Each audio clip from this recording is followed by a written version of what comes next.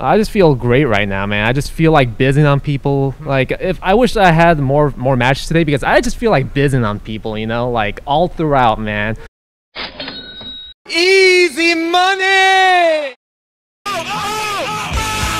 This could be it! Oh my god! The pressure! Or just talk about it with us. All right. Yeah, your headspace or whatever. All right, so here we go. Oh, I just love how I got that second dare and third dare, man. I just had a great time. That was the fourth dare. Oh my god! And then you just killed the shy guy. I know, right? poor innocent bystander right there. Oh, get a fair right there. Woo! Man, that was so. Man, I just felt so alive during this time, man. The crowd was pumping, like everyone was so excited. Every move I landed, I felt the ground shake. Man. That was just so crazy.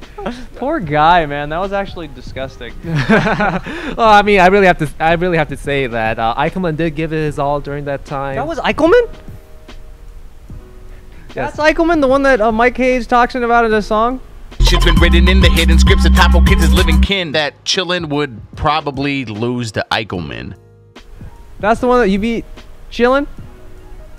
There you go. I was like, oh, maybe I got the wrong person. Maybe you got the wrong person. I've always heard his name, but I'd never seen it. But that's dope. That was one of like the legendary sets actually. Do you want to talk about that set for a second? Yeah, sure. I mean, what questions do you have about it, man? Like that set was like no questions. Did you want to say anything about it? It was like I don't even remember what the parameters were. Like $1,000 or what was it? Like 100? No, it's just $100. Yeah.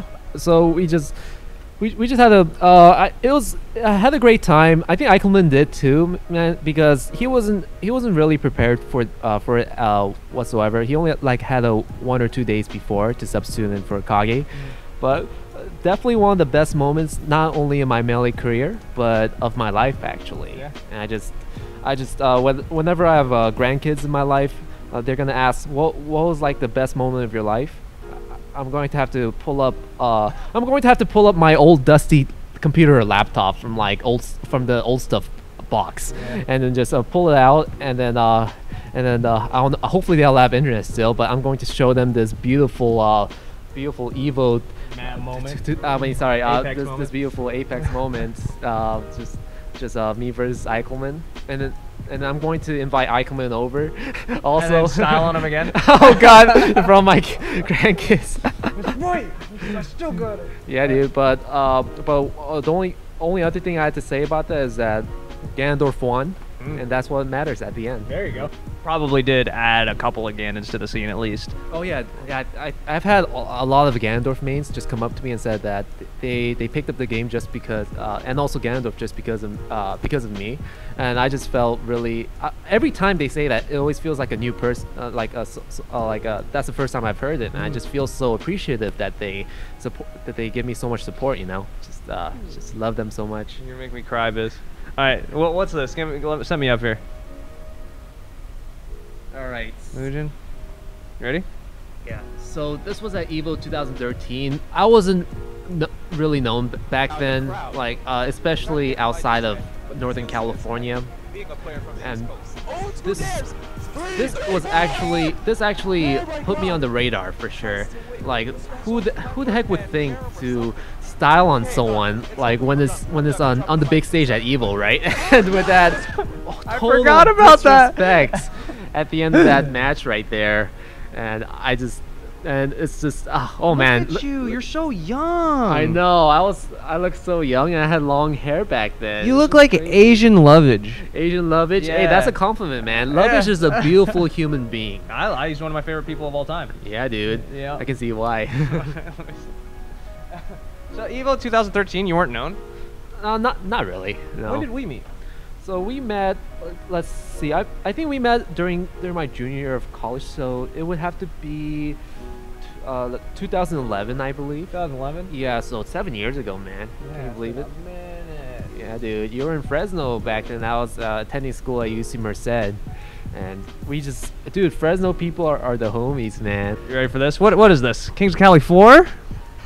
Oh my God, Lovage Lovage Biz again. I only have so much in my biz tank, man. Like I'm gonna have to recharge it for tomorrow. But yeah, I'll do this one. No worries. So we have three stomps into a fourth stomp and a fifth stomp. What? I mean, I don't know, man. I just felt like I was on fire that time. Like I was a little bit behind before that, and then I had to get the What was right going through there. your goddamn head? Why were you just like, what is this? Is this tied or is this one first game? This No, you was already the- had a game under your belt, so at least you're not a complete madman. Yeah, that's true, man. I just during that time, I just felt like I was possessed by the Demon King Ganondorf himself. You know, I just felt like my energy level. I remember being a little bit tired during that time, but then my biz meter just shot up through the roof. I just felt a sudden burst of biz energy. I just felt it, man. You know, all over my body, like no space, like. The hype was just all throughout my body. I just had to style on it, man.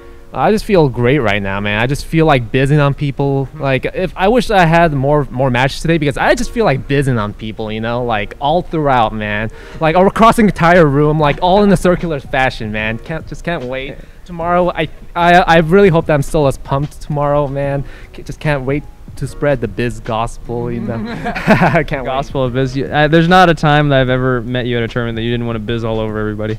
You're right about that. I remember playing you back then, and it wasn't like that. Oh, I see. And then at some point, you're just like, you know what? I'm just gonna do everybody sick nasty. I don't even know when that happened. But I just remember up tilt started. You started doing like crazy wave lines. You always had good movement. You were fast, but then you like consciously looks like took a decision to be sick. When did that happen?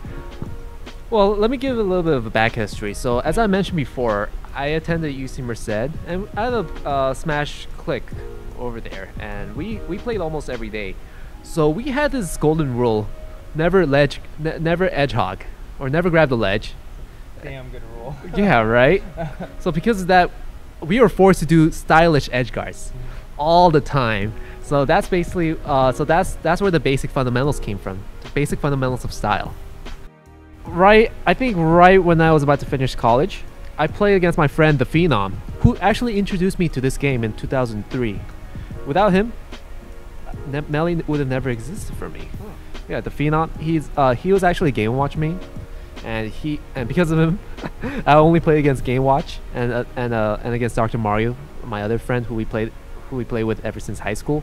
I remember the Phenom. Yeah, and he told me the most absurd idea that he had. He was like, "Hey, Jason, why don't you incorporate up tilt into your game?" I'm like, "Wait, why the heck would I?" It takes 2 to 3 seconds. He says, "You know, you can still think 5 steps ahead of your opponent and still be able to land up tilts against your opponent, and I believe you can do it because Ganondorf is a scary character and people mess up all the time against Ganondorf. So why not do it?" And I was like, "You know, you're crazy, Moises. You're crazy, Phenom. Like, but I'll go ahead and incorporate it just for the hell of it." And that's when all the style happened. I agree that he's crazy. I agree. I think that's the most ridiculous thing to say in all of existence.